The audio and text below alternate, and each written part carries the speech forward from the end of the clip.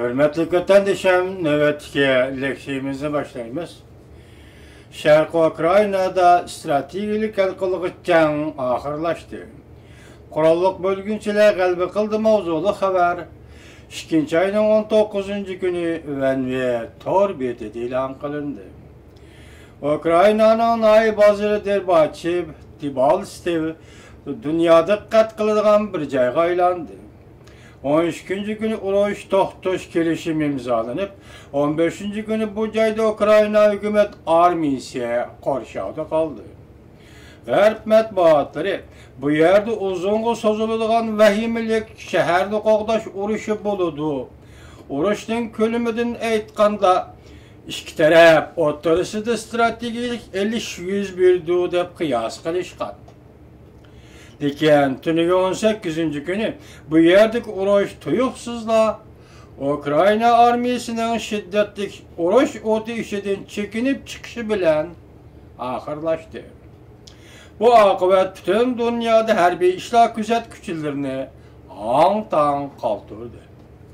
Rusiya mətbuatları ve bölgün çıkışlar mətbuatlarının xəbərlərə asaslanğanda Derbachev bazırda Ukrayna hükümet armiyası bir hafta qorşağıda qalğandan keyin quralliq bölgün çıkışlarının təslim buluş tələblərini rədd qılıb, qorşağını büsüb çekinməkçi bolğanda taş yol böləkləri bölünüb çekinib atqan Ukrayna armiyası quralliq bölgünçilərinin şiddətli ok tutuşuğa düçar oldu. Toquluşqa uşaq tarmar oldu. Ok tutuş işidi tarmar oldu. Bölgün çıkışlarının sözlük asaslanğanda qorşağıda qalğan 8000 kişilik Ukrayna qoşunudan 2000 nəfəri hərbi qism qorşağını bösüb çıxıb 5000 nəfərdən artıq Ukrayna armiyası öldürülgən və yardar qılınğan. Ukrayna hükümet tərəfindən xəbər qilishigə asaslanğanda Ukrayna armiyası 15. gündə 18. günügəcə Derbachevdən çekingan. 80% artıq Ukrayna armiyası çekinib çıxqan. Umumi sani 2475 nəfər kişilik hərbi qism ikən. Amerikanın sımlıq televiziyası CNN süratli xəbər tarqıtıb tarmar qılınğan hərbi maşinlar yol boyda taşınıb durubdu. Əmli ölüm yetim Ukrayna hükümet tərəfindən məlumatıdan köp bolsa kerak deb görsətdi. Növbəti Şərq Ukrayna bölgün qurallıqları Derbachev bu nahiyə bazarını işğal qıldı. Ukrayna hükümeti Birleşken Devletler Teşkilatı'nın teşvik saqlaş kısımları Ukrayna kirişini talep kıldı.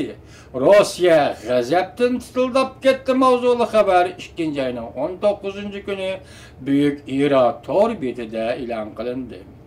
Ukrayna hükümeti Birleşken Devletler Teşkilatı Şərq Ukraynaga teşvik saqlaş kısımları əvətib uruş toxtuş kelişimi xilaflıq qılğan qılmışları təkşürüşni əmeliləşdirişini tələb qıldı. Bu tələb bugün Şərq Ukrayna quralliq bölgünçilərinin və Rusiya tərəfinin dərhal rədd qilishigə uçurdu.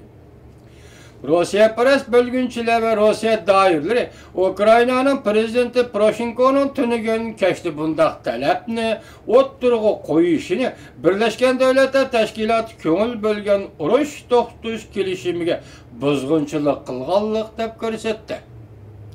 Lekin kuchli bo'lgan 4 gün ichida urush to'xtush kelishimini o'tmi tüşük bo'lib ketdi. Kuchli bo'lgan urush to'xtush kelishimi 4 gün ichida o'tmi tüşük bo'lib ketdi. Kelishim quruq qog'ozga aylanib qoldi deb xabar qilindi.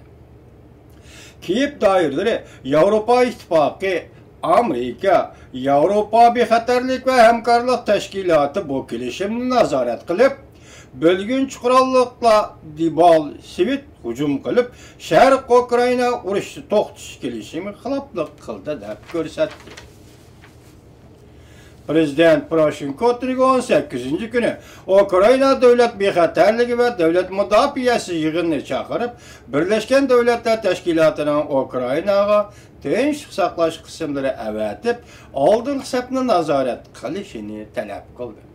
Mubada tarixning chaqi aylanib bugungi kunga kelganda, masalan 25 yil burun parchalangan Rossiya Kreml Qizil imperiyasini Vladimir Putin prezident bu qatim yana asliga keltirishni, Çar Rossiya davridagi territoriya ziminlarini asliga keltirishni, sobiq Sovetlar davrida qo'ldan ketgan ziminlarni asliga keltirishni, parchalanib ketgan ziminlarni asliga keltirish talab qilib, Ukrainaga urush qo'zg'agan mushu kunlarda shundaq niyat bilan Ukraina urush qo'zg'agan shundaq kunlarda agar Ukrainaning prezidenti Poroshenko Birleşken Devletler Teşkilatı'na bir xatarlik komitetiga iltimos qilib, tinchlik saqlash qismlarini Ukrainaga avatishni talab qilgan bo'lsa, bu bir o'lga, bu bir tarixda mo'jiza bo'ldi.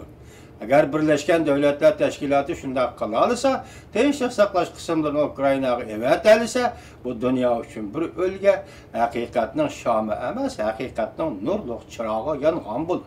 Ya'ni Ukrainaga tinchlik saqlash qismlari kirib kelgan kun bu o'lga ikkinchi bir davlatni cho'chitdi va o'shini yig'ib olishga haydakchilik qildi. Qani Poroshenkoning bu taklifiga Birleşken Devletler Teşkilatı'nın bexatarlik komiteti qanday javob qaydirdi? Reallikning qiyin taraqqiyotiga qarab turibmiz vatandoshlar.